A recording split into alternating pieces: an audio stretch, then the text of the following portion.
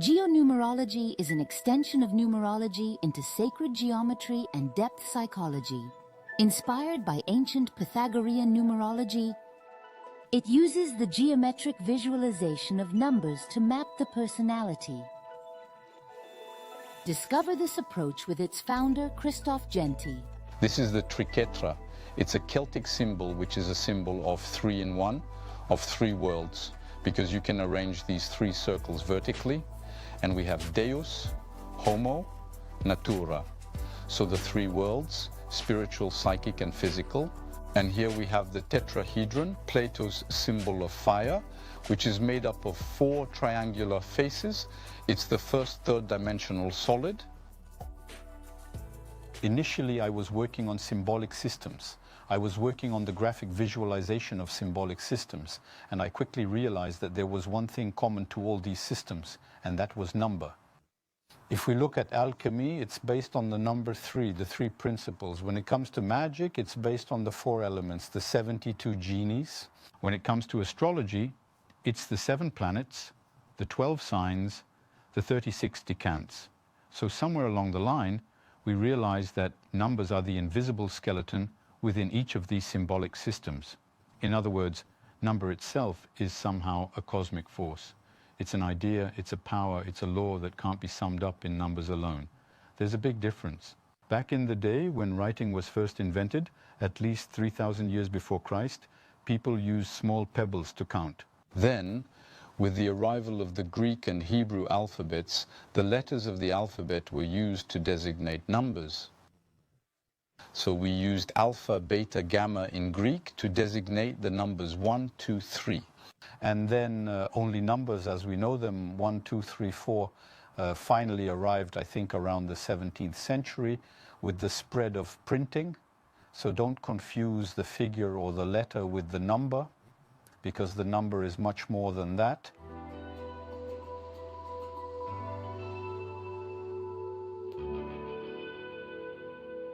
I think I fell into it when I was very young. I've always been interested in numbers, but above all in their graphic aspect, through symbols, in fact. I was fascinated by the symbols of alchemy and magic. I had a job that could be described as golden. A lot of people would love to have a job like that. But after 10 years, I really felt a lack of what I was supposed to be doing, a lack of fulfillment. And I decided to leave it all behind in 2008. I sold my shares and left Paris.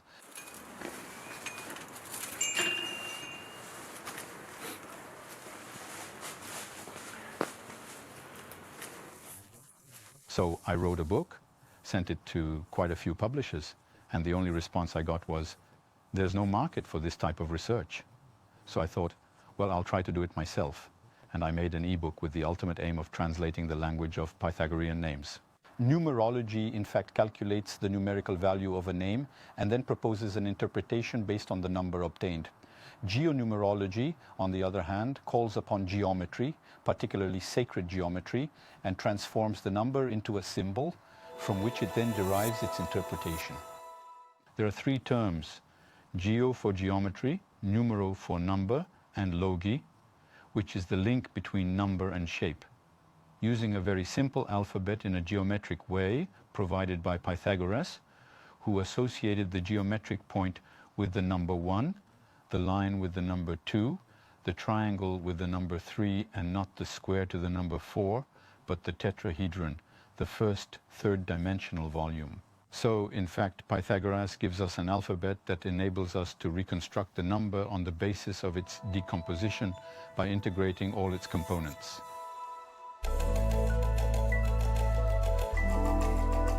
Geonumerology is ultimately based on the way in which the number is made up, what its components actually are, and therefore the way it is represented visually in the form of a symbol, since any number can be represented according to the number of units it contains. Let's take the number 4, for example.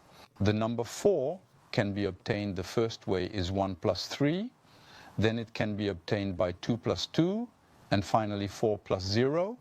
And we'll see that this decomposition, which is the basic key to numerology, will give us the key to visualizing geometric numbers in terms of these equations.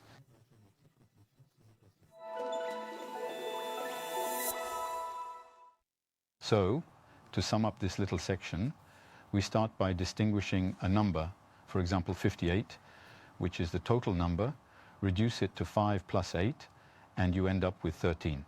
Finally, there's the source number, whose decomposition of 1 plus 3 gives 4.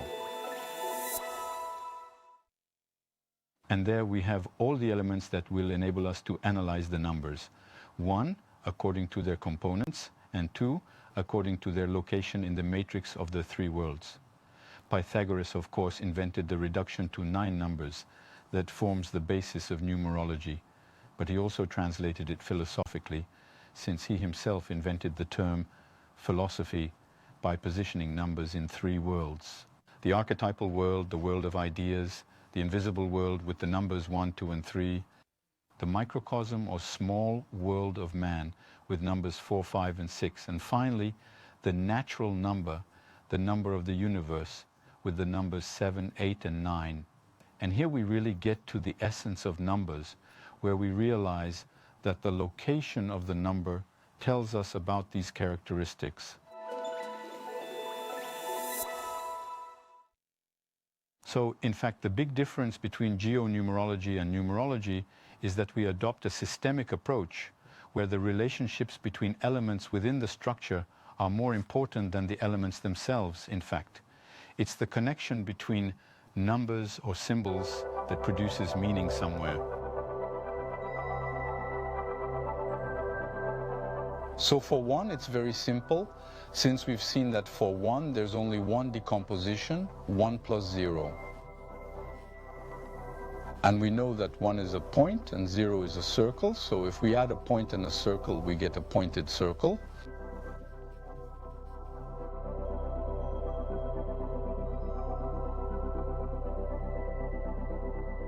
In fact, it's the first caveman. At some point one day he found something like this, and then he'd play with it like that. And then while he was doing that, one moment he defined a circle. He made a circle on the floor and he said to himself, it's weird. During the day I see this sun making a half circle and then it disappears for half the time and I see it reappear on the other side. It's simply by trying to reproduce natural cycles that he developed this notion of the circle and this notion of circularity and cycle, because in the end he found it in this natural daily routine. The number 1 is the unity of a world, but the unity of a world in different octaves. It may begin with the Big Bang, but the unity of a world is also our sun. The unity of a world is each one of us. It's the circle, it's the symbol of the self, but it's also the cellular unit, the atomic unit. So you see the number 1 is much more than just the number 1 used for its representations.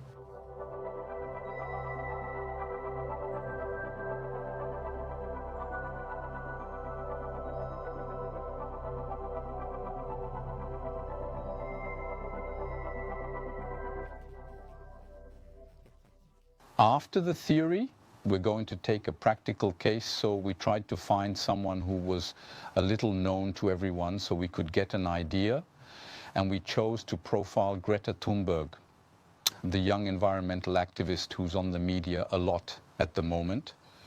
So based on the alphanumeric table, we can assign each letter its numeric value. So G equals 7, R equals 9, E equals 5, T equals 2, A equals 1. So we get a total of 24.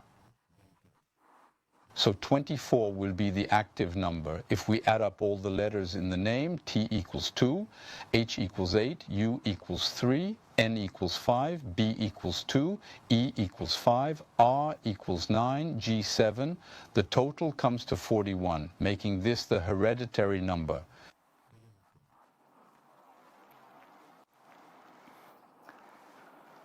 But we can already see that here the decomposition is 2 plus 4. And here we have the decomposition 1 plus 4. If we take our alphabet, we get 2, 1 line, plus 4 in the form of 2 lines. The result is a 6-pointed cross. If we get 1 plus 4, we want to get 1 plus 1 square equals, a pyramid. This is how pyramidal numbers are constructed. Numerology is made up of 5 personal numbers. So first we have the hereditary number, which represents the individual's genetic baggage, the education she has received, the great values that have been passed on to her. And then, still in the unconscious aspect, there's the intimate number, which is made up of the vowels of the name. So 5 and 1, 6 and 3, 9 and 5, 14. So we have an intimate number which has the same components as the number 41. So we see that the hereditary number is identical to the intimate number. So it's a pyramid, which means that in fact she lives totally under psychological dependence or with the parental model in mind. She doesn't have a very personal, intimate symbol. It comes through the recognition of her family, because the pyramid is in fact a sign of material recognition, but also of social elevation. And so to find out the number of expression, it's the addition of the active number plus hereditary, so 24 plus 41 equals 65. So Greta Thunberg's number equals 6 plus 5 equals 11, equals 1 plus 1 equals 2. Knowing that 1 represents a point or a pointed circle plus another pointed circle, and we get the Vesica Piscis symbol, which was the ancient ancestral symbol of Christ in the 1st, 2nd century, then considered a master number in numerology, but a selfish number by Pythagoras, since it's a number made up of a figure that looks itself in the face, and that's precisely the difficulty of this symbol of expression. It's all about finding the right distance from each other, not trying to make the two circles merge one on top of the other, the passion, and making sure that these two circles don't become too distended, because then you no longer have any empathy for the other. So in fact, we've come to define the various symbols of Greta Thunberg that make up her symbolic cross. Knowing that the more different symbols you have, the richer the game, the more potential there is. Here, Greta Thunberg only possesses 3 of the first 9 numbers, 2, 5, and 6. While a complete profile can have up to 5 different numbers, which clearly shows the connection between intimate, that is one's deepest needs, her family ties and self-actualization through its means of expression, notably through emotion, and particularly through speech, words, and air. If we look at the level of the 5 symbols, we can see that its dominant action will be essentially emotional. So she's 60% introverted and 60% reason-based. So that's the personality aspect given to us by the symbols. And then, in terms of individuality, to see where these numbers are positioned.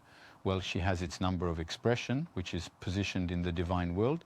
So at the location of the number 2, which is somewhere the symbol of the mother, the archetypal nurturing mother, who cares for her little ones and has a great deal of empathy. But on the other hand, it has 4 other symbols that are located in the ego line. In the line of the ego, in the conscious self that thinks, feels, and acts, and no connection with the community. In other words, she's someone who lives in a bit of a vacuum and who is above all emotionally dependent on his parents. She isn't very self-confident either, since she doesn't have any numbers in column 147 either, nor in the row 789, which means that her profile is still quite in excess, since we can see that she only has 3 occupied squares, whereas she could very well have 5. In other words, her expressions paths are 259 or 269, and these are the 2 paths that are most favorable to her, and one is the path of the philanthropists and the other the caregiver's path. So we are not too far from her vocation.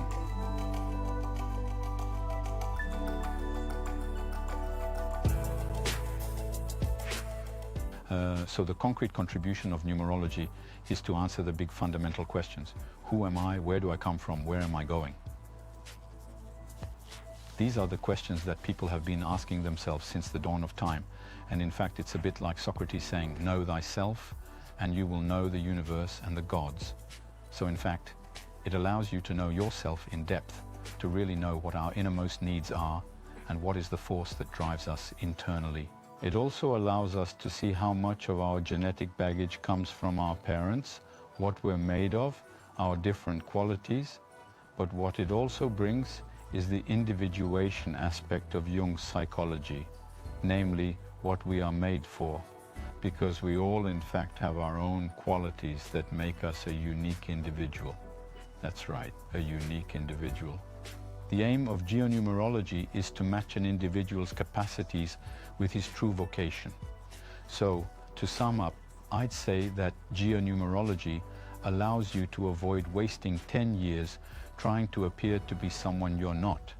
It's all about trying to realize your ideals concretely in matter, to unite high and low, finally.